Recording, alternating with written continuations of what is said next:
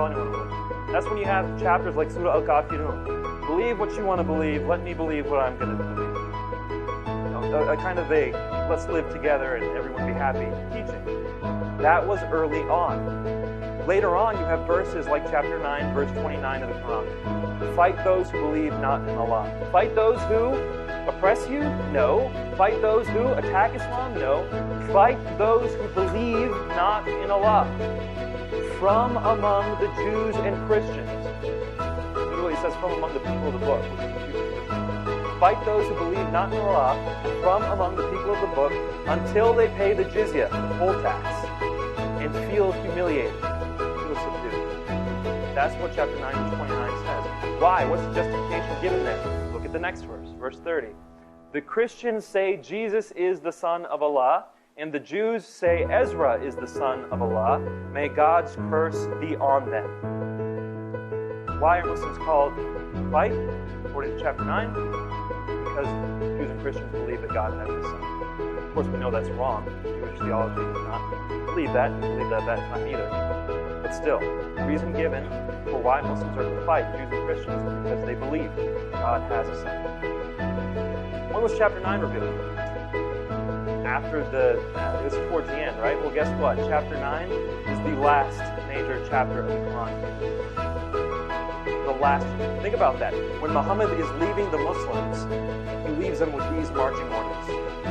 Fight the Jews and Christians until they pay the Jizya and feel subdued. Chapter 9, verse 5. Slay the infidels, seize them, and take them captive. Who are the infidels? Specifically, that verse is talking about polytheists. It's not talking about Jews and Christians.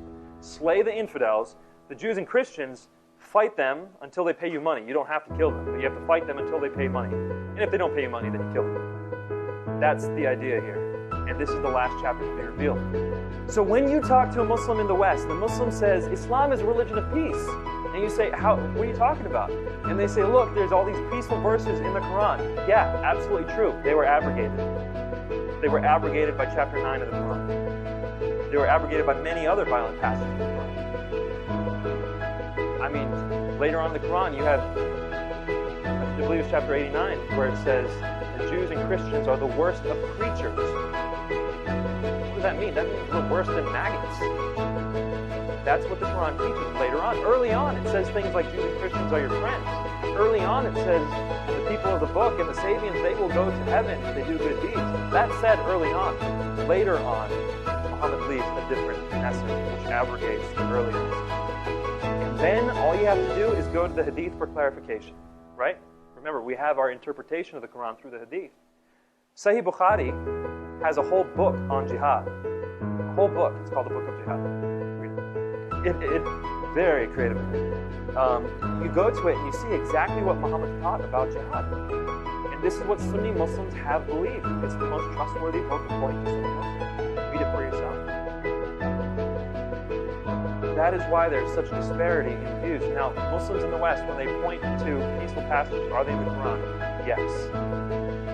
What are they doing? They're trying to contextualize Islam to a modern Western view of human rights. They're trying to say, look, we understand that human rights involves tolerance. We understand that we should be peaceful with one another. Therefore, we're going to revamp our faith to make it contextualized. Whereas Islam throughout history taught that you cannot contextualize your faith. You have to perform as Muhammad taught you. So which is the true Islam? That's the question. And when people say you can contextualize Islam, you can say, okay, good for you. I'm glad you think so. But when I think about Islam, I think about the Islam Muhammad left, the legacy Muhammad left. And that is not Islam. And that's kind of one thing I wanted to make sure we pointed out here. What should our response be at the end of this? We've learned about Islam, we've learned about the historical Muhammad, we've learned about the history of the Quran. What should our response be? It is our job to make sure that when we are sharing the gospel, it is Christ that we're sharing.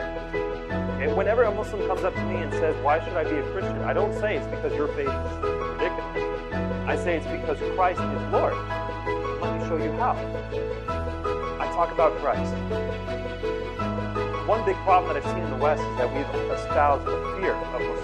We've espoused the fear of getting to know them and sharing love with them. But that's not what the Bible calls us to do. The Bible calls us to be above fear. The Bible calls us to be willing to suffer. The Bible calls us to be able to give our enemies something to drink, give them clothes if they're naked, give them food if they're hungry. That's what we're supposed to do. And so our response as Christians is not to take this information and lambast something that people feel is very important to them. It's to be able to be knowledgeable when we share the gospel in love.